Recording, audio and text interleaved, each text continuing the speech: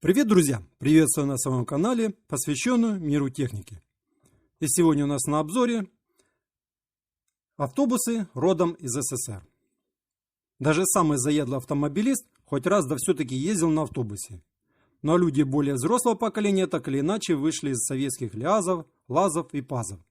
На территории бывшего СССР автобусы делали и собирали более 120 заводов. Но мы вспомним лишь некоторые из них. И на первом месте у нас ЗИС-5. Открытые курортные автобусы на шасси ЗИС-5 для здравниц Крыма и Кавказа производили несколько небольших заводов на импортных отечественных шасси АМА и ЗИС. В частности, их делало тбилисское предприятие под мудренным именем Закавпромторг. После войны аналогичные машины строили на Горьковском шасси, причем открытые автобусы делали вплоть до второй половины 1960-х годов. На втором месте это ЗИС-8. ЗИС-8 – советский городской автобус на длиннобазном шасси ЗИС-11, удлиненное с 3,81 до 4,42-метровой варианте ЗИС-5, выпускавшийся на Московском автомобильном заводе имени Сталина. Количество мест 21, общее количество мест 29. Автобусы ЗИС-8 стали первыми советскими экспортируемыми автобусами в стране. В 1934 году партия из 16 машин ушла в Турцию, куда чуть ранее ушла партия 100 грузовиков ЗИС-5. На третьем месте хорошо знаменитый автобус – это ЗИС-154. ЗИС-154 – удивительно большая городская машина, появилась сразу после войны, в 1946 году. Автобус вагонной компоновки оснастили американским дизельным двигателем GM, двухтактным четырехцилиндровым, мощностью 110 лошадиных сил. Затем стали ставить советскую копию ЕАЗ-204. Трансмиссия электрическая, автоматическая. Городская машина расходовала до 65 литров топлива на 100 километров.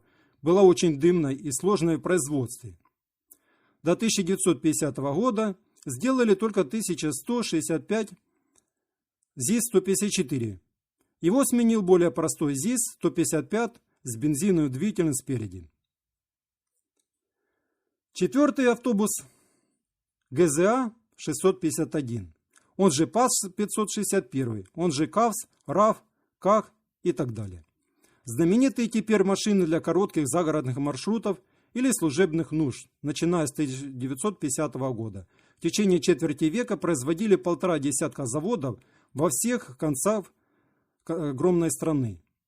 Шасси, лицо и 70-сильный шестицилиндровый двигатель газовские.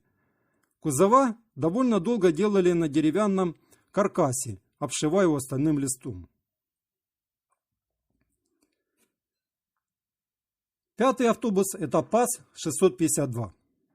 ПАЗ-652 – первый автобус вагонной компоновки Павловского завода. Опытный образец по наработкам Горьковского завода собрали в 1955 году. Кузов имел силовой каркас, рамы в прямом понимании у машин не было. Автобусы на узлах ГАЗ с 90-сильным двигателем объемом 3,5 литров начали производить в 1958 году. В 1963 году модель модернизировали, а в 1967 году делали ПАЗ-672. Уже 115-сильным мотором V8. Пазиков модели 652 выпускали более 62 тысяч. На шестом месте это ЛАЗ-699. ЛАЗ-699 – самый большой и комфортабельный серийный туристический автобус СССР. Первую версию длиной 10,565 мм под именем Карпаты производили с 1964 по 1966 год.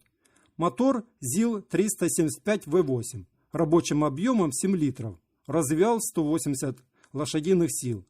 Тяжелую машину поставили на мосты МАЗ, рессорсно-пневматической подвеской. В салоне было 41 комфортабельное кресло.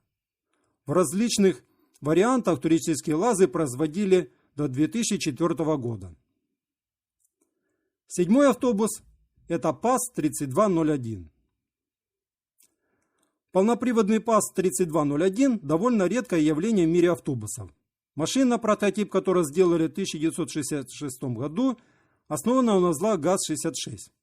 Восьмицилиндровый двигатель 3М3 объемом 3,25 литров развивал 115 лошадиных сил. Коробка передач четырехступенчатая, двухступенчатой раздаткой. Серийное производство начали в 1972 году. До 1988 года, когда производство пошло, следующая модель ПАЗ-3206, изготовили 13 873 полноприводных ПАЗ-3201.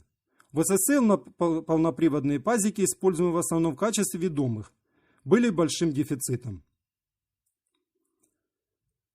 Восьмой автобус – это хорошо знаменитый РАФ-2203, он же Рафик, потомок модели 977.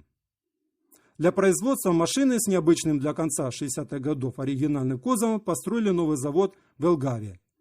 12-местный автомобиль базировался на явно слабых для него узлах Волги.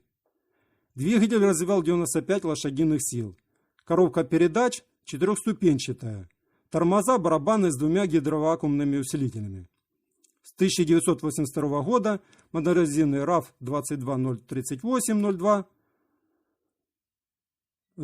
выпускался.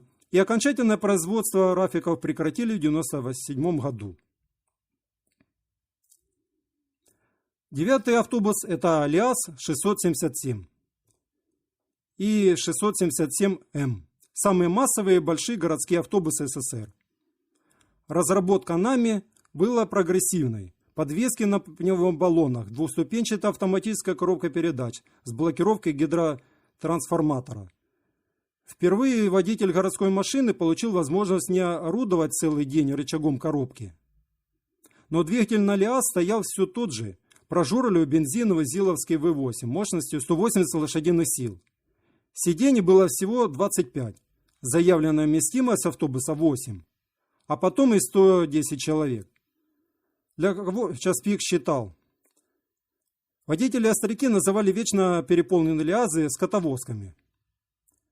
В Ликино 677 делали до 1996 года на нескольких заводах и подмосковных машинокомплектов до конца 90-х годов. Всего изготовили более 194 тысяч машин. И последний автобус – это Икарус 250. Икарус 250 – венгерский 12-метровый 46-местный междугородний автобус, производившийся в 1967 году по 1996 год. Первый образец автобуса был изготовлен в 1967 году. А за 1966-1970 годы в СССР было построено 8140 Икарусов. За 1971 и 1976 года более 22 тысяч. Максимум годовых поставок пришлось на 1986 и 1987 года. Всего же за 1966-1990 года в СССР было отправлено в общей сложности до 150 тысяч икарусов разных модификаций. Мы в этом обзоре посмотрели лишь некоторые автобусы родом из СССР. Если вам обзор мой понравился об автобусах, подписывайтесь на мой канал, ставьте лайки. Всего хорошего, пока-пока.